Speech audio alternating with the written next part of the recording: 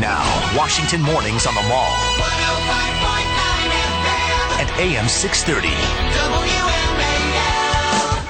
WMAL. It is 8:37. Our good friend Larry Kudlow is on the line. He's, of course, the host of Kudlow Report on CNBC and the Larry Kudlow Show right here on WMAL. Heard every Saturday morning at 7, or Saturday evening, at 7 p.m. Larry, how are you? Good morning. All right, look, yesterday Ben Bernanke had some comments, and all I know is that the Dow went crazy, but apparently it had something to do with the feeling that his comments suggested the Fed may print more money. Is that a good thing or is that a bad thing? Well, I don't think the Fed should print any more money. The rally yesterday, just to clarify, so Bernanke talks to the business economists, national business economists, and basically said he's still worried that the economy's not growing fast enough to create enough jobs. Okay, you know, he's a historian of the 1930s Depression, right? Mm-hmm. And they had the 1936-1937 recession in a depression, and I think Bernanke still worries about that. So I think his message was, we are going to stay accommodative. We are going to keep our zero interest rate target. And they have this plan called Operation Twist, right, where they're buying long-term bonds and they're selling short-term bonds in order to keep long-term rates as low as possible. Okay, I don't really think the Fed controls long rates. I think the market does, but the Fed thinks it controls long rates. So they're continuing to do that. And he sort of hinted that when this bond buying program runs out at the end of June, the way I read it was that they will continue. In other words, they'll start another one at the end of June. I don't think he was really signaling new QE, quantitative easing 3. I didn't really hear that. I think that's still on the edge of the table if the economy really heads south, which I don't think it will. But I think he's saying more, we're going to keep this up. We want to be accommodative. We want a zero interest rate, and we want long rates to stay low. And the stock market did have a terrific rally on that news, 160-something points. All right, obviously a lot of attention here in Washington. I just don't want to crush the dollar. You know, here's my basic point.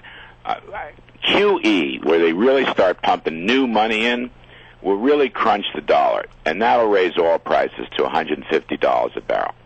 And that'll just wreak havoc on the economy and consumers and real income. Do you see what I'm saying? Yeah, if you go from here, what the Fed is doing now is okay. The dollar is fairly steady. I'd like to see it higher, but it's fairly steady. You start pumping in brand new money, then the risk is the dollar falls and commodity prices, including oil, skyrocket. Sorry. I just want to add that. All right. Like I said, there's obviously a lot of attention here in Washington at the Supreme Court as they get into the individual mandate. Will Obamacare stand the test of the court and the justices? What is the feeling about what this will do to the economy? What would it do to certain stocks if it is overturned? Well, that's interesting and complicated because, of course, I'm very much opposed to Obamacare, and I think you got to have limits on federal power. Okay, I think that the federal government has no business telling us what we should buy or what we can't buy or anything like that. So I'm opposed.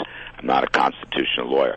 I also don't like the economics of Obamacare. I mean, look, this is a big spend and tax and regulate program, and the spending is already. The estimates have nearly doubled. Tax hikes go up next year.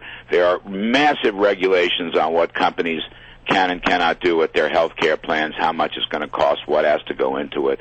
Many businessmen will tell you they're not hiring because they're worried about Obamacare regulations and mandates. I mean, you hear that a lot. Now, having said that, some of the healthcare companies did very well yesterday. I'm not sure why. There was no, new definitive news. I noticed that. What's that all about? That's a good question, and it's something of a mystery because we didn't learn anything yesterday. But I had a guy on last night, CEO of a big hospital management company. He likes the fact that Obamacare will provide subsidies and will have people mandated to buy health insurance one way or another, either the government pays for them or not, because it helps his emergency room problem. In other words, hospitals want the money, and a lot of insurance companies want the money. I mean, they were in favor of Obamacare 2 years ago, so bear that in mind. I won't say they see it as a free lunch because they're going to be regulated like all get out. Profit margins are going to be regulated. Government's going to be in their knickers, but a lot of these guys want it. A lot of the healthcare guys want it. If we get in this, we get into the meat of the arguments today. If there are, and you get little hints from where people are standing, and if we get hints that they have some real problems with Obamacare, what is likely to be the market reaction? Can you determine that yet? I mean, because it doesn't seem to make sense to me either. No, it's very hard. Probably a dangerous exercise. And by the way, hints. Right. I don't know what hints mean. A lot of people tell me, a lot of lawyers and people that have argued cases say to me, yeah, you got to listen to what they say, but it doesn't necessarily mean anything. And that's very important. You had this very interesting discussion of taxes, right? This is not a tax bill, so therefore the anti-injunction clause can't be kicked in. But today they're going to say it is a tax bill in order to pass the Commerce Clause test, when in fact all this time they've been telling us there is no taxes, right? And these are just penalties. So I don't know what to read into that. To me, that seems like an obvious contradiction. And seems like either if it's not a tax bill, then the Commerce Clause can't extend to mandating personal behavior. But what do I know? I mean, I don't know what the heck this is going to be. We're not going to know until what, late June, July? Yeah, if that. Like that. Yeah, if that. I mean, I think it's not a good idea to speculate on stocks on the basis of what you hear in the questioning. I know everybody's going to play that game. I just don't think that's healthy for your portfolio. I do think, however, the stock market has more to run. In other words, I'm still fairly bullish in the run. All right. That's what I want to hear. Thank you, Larry. As always, we'll talk to you again next week.